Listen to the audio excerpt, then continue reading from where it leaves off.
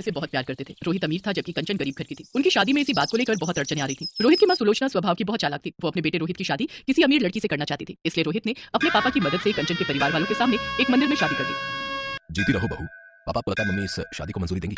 बेटा जब भगवान ने मंजूरी दे दी तो तुम्हारी मम्मी को भी देनी ही पड़ेगी। अच्छा चलो अब कंचन बहू को घर ले चलो। माँ मुझे आशीर्वाद दो कि मैं सासू माँ का दिल जीत सकूं।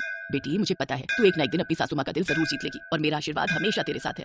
कंचन रोहित और अपने ससुर के साथ घर पहुंचती है, पर ये क्या, जैसा सोचा था उसका बिल्कुल उल्टा हुआ। उसकी सासू माँ ने कंचन को देखकर बिल्कुल भी गुस्सा नहीं किया। वो तो खुशी से थाली सजाकर उन दोनों की आरती करने लगी। ये देखकर रोहित और उसके पापा हैरान रह गए। उन्हें तो लगा कि सुलोचना पूरे घर को सिर पर उठा लेगी, पर ऐसा कुछ भी नहीं हुआ। सुलोचना ने कंचन का बहुत प्यार से स्वागत किया। आओ बहू अंदर आओ, नए घर में तुम्हारा स्वागत है। देखो जी शादी तो तुम चुपचाप कराए, पर रिसेप्शन में बहुत बड़ा करना चाहती हूँ। मेरे भी तो अरमान है कि आस पड़ोस और रिश्तेदार सब मेरी बहू को देखे।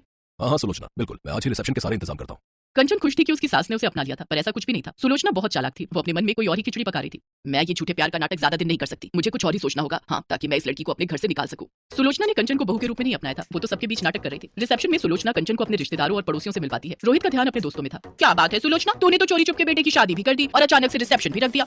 बात कुछ हजम नहीं हुई। अब क्या बताऊं सुषमा, बहू गरीब घर की है बेचारी, इसलिए चुन्नी चढ़ा कर ले आए। अब बारात जाती तो इसके माता पिता में इतनी गुंजाइश नहीं थी कि बारात का स्वागत कर सकते। अरे बिल्कुल भी कुछ नहीं है, तुम क्या समझ रही हो, घर में बैठने के लिए कुर्सी तक तो है नहीं। वो तो रोहित को ना जाने इसमें क्या दिख गया। अब बच्चों की तो तुम जानती ही हो, जिद के आगे झुकना ही पड़ता है, वरना मैं तो इसे कभी भी अपनी बहू ना बनाती। अच्छा तुम लोग अब आई हो रिसेप्शन में तो अच्छे से खा पी कर जाना। बबली उषा सुन रही हो ना, हमने रिसेप्शन बड़ा पैसा लगा कर रखा है, एक एक बढ़िया चीज बनवाई है। बहू अगर गरीब घर की है तो क्या हो गया, ससुराल तो उसे अमीर मिला है। चलो मैं और मेहमानों को देख लूं। सास की बातें सुनकर कंचन की आंखें आंसुओं से भर आती हैं। तभी उसके माँ और पापा आ जाते हैं। कंचन अपने आंसू पूछ लेती है। सुलोचना मुंह बनाती हुई उसके आगे से चली जाती है। बेटी तो अपने ससुराल में खुश तो है ना? कंचन तेरी सास ने तेरे साथ कुछ गलत बात तो नहीं की? जी पापा जी, माँ जी तो मुझे बहुत प्यार करती हैं। पता है जब से आई हूँ कोई काम ही नहीं करने देती, सारा दिन ठाट से बैठे रहती हूँ। कंचन अपने मम्मी पापा को झूठ बोल देती है, पर सच तो ये था कि सुलोचना उसके साथ सीधे मुंह बात ही नहीं करती थी। जब तक सुलोचना के ससुर और रोहित घर पर होते थे तब तक तो सुलोचना कंचन से बहुत मीठे से बात करती, और जैसे ही वो दोनों घर से जाते सुलोचना उससे घर के सारे काम करवाने शुरू कर देती। और शाम को जब वो दोनों वापस आते तो उसका रवैया अलग ही। अरे वाह, खीर बहुत टेस्टी बनी है। 2-3 दिन से मेरा मीठा खाने का बहुत मन था। अरे बेटा मुझे पता था, तभी मैंने शाम को बना दी। तुझे पसंद आई, ये मुझे बहुत अच्छा लगा। मैंने चीनी भी कम डाली थी। मुझे पता था तू मीठा कम खाता है। पर माँ मीठा तो इसमें बहुत तेज है। सुलोचना झूठ बोल रही थी क्योंकि खीर उसने नहीं बल्कि कंचन ने बनाई थी। कंचन ने मीठा ज्यादा डाल दिया था। जब सुलोचना की चोरी खुलने वाली थी तो कंचन बात को संभाल लेती है। अरे वो मैंने मीठा ज्यादा डाल दिया, मुझे नहीं पता था कि माँ जी मीठा डाल चुकी है। कोई बात नहीं बहू, आगे से मीठा कम डाल लेना। एक कटोरी मुझे भी दे दो। कंचन ने बात को संभालकर अपनी सास को सम्मान दिया था, पर सुलोचना को इस बात से कोई मतलब नहीं था। घर के सारे काम कंचन करती थी पर क्रेडिट सुलोचना अपने नाम कर लेती थी। कंचन इस बात के लिए कभी भी कुछ नहीं कहती थी। उसे लगता था कि अगर इससे उसकी सास खुश होती है तो कोई बात नहीं, इसे तो कोई फर्क ही नहीं पड़ता। मैं काम का सारा क्रेडिट अपने ऊपर ले लेती हूँ। करती ये है, मुझे कुछ और ही सोचना पड़ेगा। ऐसे दाल नहीं गलने वाली, मुझे सोनिया को बुलाना ही पड़ेगा। हेलो सोनिया बेटा, मैं बोल रही हूँ। हाँ ठीक है, तुम कुछ दिनों के लिए आ जाओ। सोनिया सुलोचना की सहेली की बेटी थी। सुलोचना चाहती थी कि सोनिया उसके घर की बहू बने, पर रोहित ने कंचन से शादी कर ली। सुलोचना चाहती थी कि किसी तरह कंचन इस घर को छोड़कर चली जाए और सोनिया इस घर की बहू बनकर आ जाए, इसलिए वो सोनिया को रहने के लिए बुला लेती है। नमस्ते आंटी। अच्छा वो आपने मुझे बुला लिया, मैं वैसे भी घर पर बहुत बोर हो रही थी। आपकी कंपनी मुझे बहुत अच्छी लगती है। बस तो फिर अब आराम से कुछ महीने मेरे पास रहो। मैं तो ये चाहती हूँ कि तुम हमेशा के लिए यहाँ रहो, पर तुम्हें इस रास्ते के कांटे को निकालना होगा।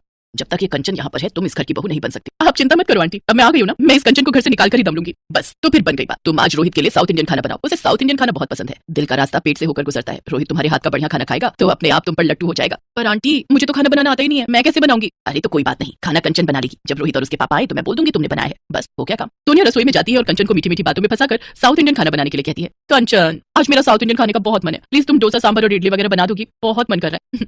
ठीक है तुम बैठो, मैं तैयार कर देती हूँ। कंचन बहुत ही स्वादिष्ट साउथ इंडियन खाना तैयार करती है। रोहित और उसके पापा के आने का समय हो रहा था, तभी कमरे में से सुलोचना की चीखने की आवाज आती है। कंचन दौड़ती हुई कमरे में जाती है। बाथरूम में फर्श पर साबुन गिरा हुआ था, उस पर पैर फिसल गया। मेरी कमर। माँ जी मैं डॉक्टर को फोन करके बुलाती हूँ, चलिए आप आराम से बिस्तर पर लेट जाइए। कुछ देर बाद डॉक्टर के आने पर पता चलता है कि सुलोचना की कमर का मांस फट गया है, जिस कारण उसे कुछ दिन बेड रेस्ट करना होगा। कंचन रसोई में सुलोचना के लिए कुछ हल्का बनाने चली जाती है। सब लोग कमरे से बाहर आ जाते हैं। सोनिया यही मौका है, तुम मेरी सेवा करके सबका दिल जीत सकती हो, फिर आराम से तुम इस घर की बहू बन जाओगी। नो आंटी, मैं आपके वॉशरूम और टॉयलेट साफ नहीं कर सकती। अभी भी डॉक्टर ने कहा कि आपको बेड पर ही वॉशरूम और टॉयलेट करना है। ये सब मुझसे नहीं होगा, मुझे इन सब कामों से बहुत चिढ़ होती है। जब आप ठीक हो जाओगे तभी मैं आऊंगी। अभी तो मैं जा रही हूँ, मैंने मॉम को फोन कर दिया था, वो गाड़ी भेज रही है। जब आप ठीक हो जाओगे तो मुझे फोन कर देना, मैं आ जाऊंगी। सोनिया की बात सुनकर सुलोचना की आंख खुल जाती है। वो जिसे अपना समझ रही थी वो वास्तव में अपनी नहीं थी। थोड़ी देर बाद कंचन कमरे में आती है, सुलोचना को अपने हाथों से खाना खिलाती है और उसके बाद दवाई देकर वॉशरूम करवाती है। कंचन सुलोचना की बहुत सेवा कर रही थी। अपनी बहू के इतने अच्छे व्यवहार को देखकर सुलोचना की आंखों में आंसू आ जाते हैं। उसने कंचन के साथ कितना बुरा किया था। सोनिया जाने लगती है।